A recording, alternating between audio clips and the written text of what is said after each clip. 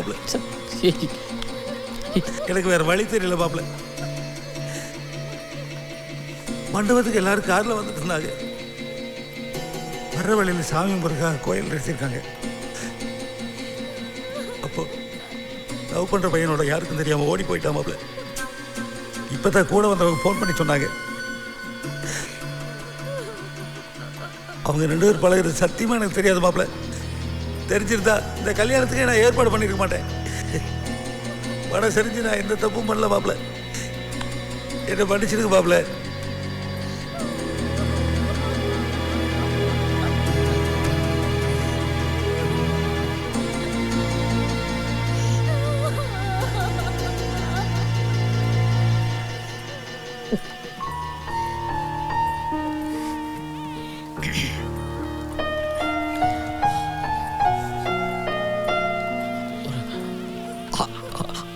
நேரத்துக்கு யாரும் கதவை திறக்காதீங்க சார்.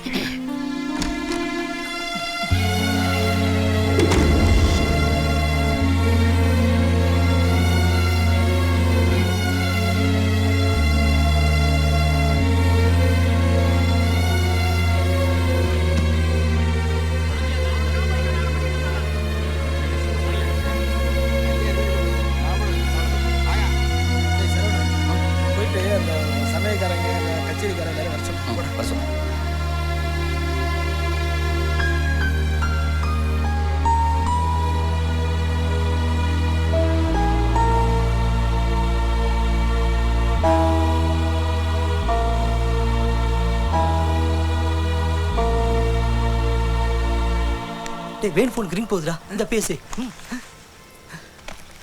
ஹலோ, எல்லாம் போயிட்டாங்களா? நீ எங்க இருக்கப்பா?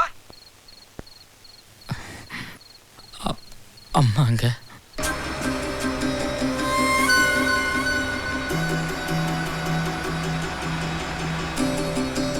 இப்ப சொல்லுங்கம்மா, நான் பண்ணது தப்பா? கல்யாணத்துக்கு வந்தவங்கெல்லாம் உன்னை என்னென்னலாம் சொல்லி திட்டினாய் தெரியுமா? பைத்தியக்காரன், பாதிலே கல்யாணத்தை நிப்பாட்டிட்டு ஓடிட்டான் இருப்பாங்க. அதான்ப்பா எனக்கும் கஷ்டமா இருக்கு. பரவாயில்லம்மா, பைத்தியம்னு புதுசாக சொல்றாங்க.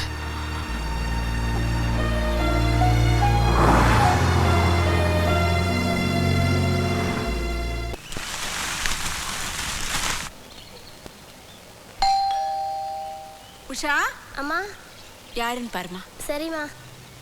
அண்ணா அண்ணா என்னம்மா? அண்ணா, பொண்ணோட அப்பா வந்திருக்காரு. அம்மா உங்களை கீழே வர சொன்னாங்க.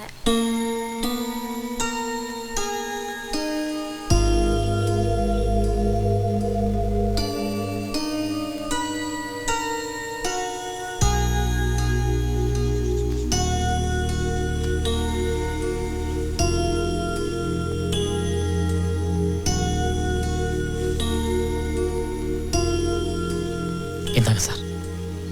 அன்னைக்கு அவசரத்தில் கொடுக்காம வந்துட்டேன். தம்பி, இந்த கருமத்தை வாங்கவா நான் இந்த வீட்டு படியேறி வந்தேன். அதை விட நீங்கள் செருப்பால் 4 அடி அடிச்சிருக்கலாம். பொண்ணை பெத்த வளர்த்த, ஆனால் அவன் எங்களை சாடிச்சிட்டான். அது கூட எனக்கு பெருசாக படல தம்பி. உங்களை மாதிரி நல்லவங்களை அவமானப்படுத்திட்டு போயிட்டாலே, அதை நினச்சா படுத்தா தூக்கம் வர மாட்டேங்குது தம்பி. அதுதான் உங்கள் 2 பேர்த்தையும் பார்த்து மன்னிப்பு கேட்டு போலார் வந்த தம்பி. இந்த மாதிரி ஒரு நல்ல குடும்பத்தில் வாழ்கிறதுக்கு அந்த ஓடுகாலிக்கு கொடுத்து வைக்கல, அதுதான் ஓடிட்டேன். அதையே பேசிகிட்டு இருக்காங்க சார். கஷ்டமாக இருக்குது. எனக்கும் கஷ்டமாக இருக்குது தம்பி. தப்பு பண்ணவ அவ. ஆனால் மாப்பிள்ளை பொண்ணு பிடிக்கலன்னு போயிட்டாருன்னு ஊருக்குள்ளே பேசிக்கிறாங்க. செய்யாத தப்புக்காக நீங்கள் ஏன் தம்பி பழி ஏற்றுக்கணும்? சார் உட்காருங்க சார்.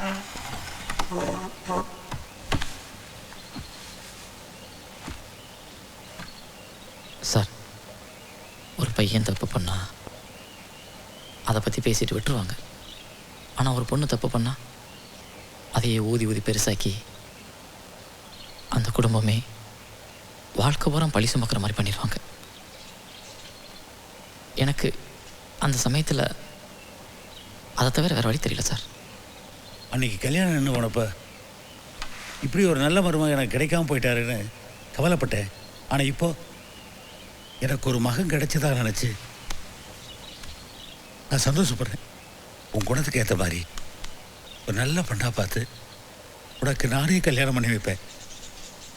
அப்போ தான் அவள் பண்ண பாவத்துக்கு நான் பிராயச்சித்தம் பண்ண மாதிரி இருக்கும்.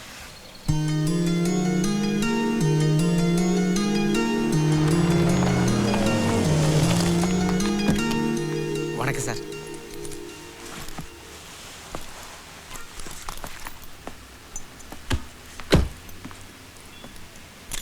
வண்டியை தொடச்சி வச்சிடறேன் சார். எல்லாரும் வந்துட்டாங்களா? எல்லாரும் வந்துட்டாங்க சார். கல்யாண வேலைனால கொஞ்சம் ஸ்டாஃப்லாம் லீவ் போட்டாங்க சார். அதனால தான் கொஞ்சம் டிலே ஆயிடுச்சு. இல்லை சார், கரெக்டாக நான் பண்ணிடுறேன் சார். ஆமாம்மா. வணக்கம் சார். நான் ஈவினிங் கொடுத்துட்றேன் சார். இல்லை நிச்சயமாக 6 மணிக்கு கொடுத்துறேன்.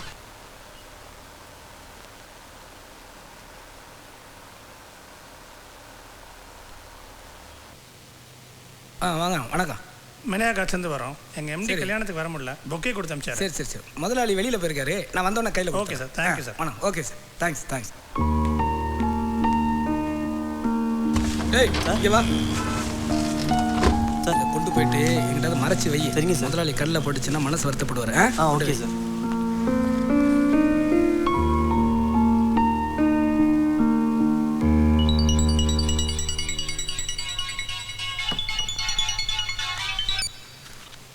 ஹலோ. ஹாய் வேணு, நான் பிரகாஷ் பேசுகிறேன். கங்க்ராட்ஸ்டா, ஹாப்பி மேரிட் லைஃப். சாரிடா, நான் டெல்லியில் ஒரு வேலையில் மாட்டிக்கிட்டேன். அதனால தான் உன் கல்யாணத்துக்கு வர முடியல. நான் சென்னைக்கு வந்ததும் உன்னையும் உன் ஒய்ஃபையும் வந்து மீட் பண்ணுறேன். ஓகே? ஹலோ வேணு, கேட்குதா? ஹலோ.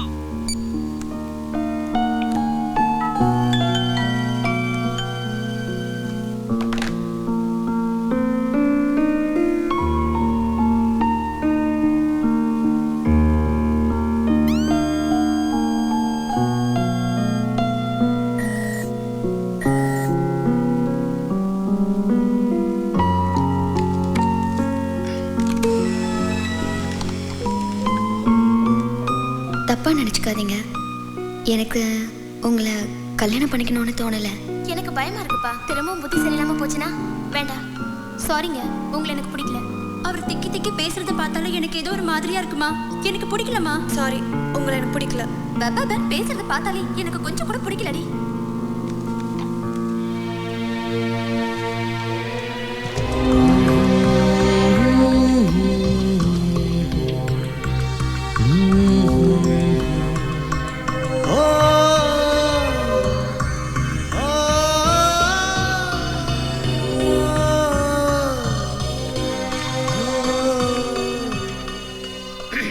முரளி,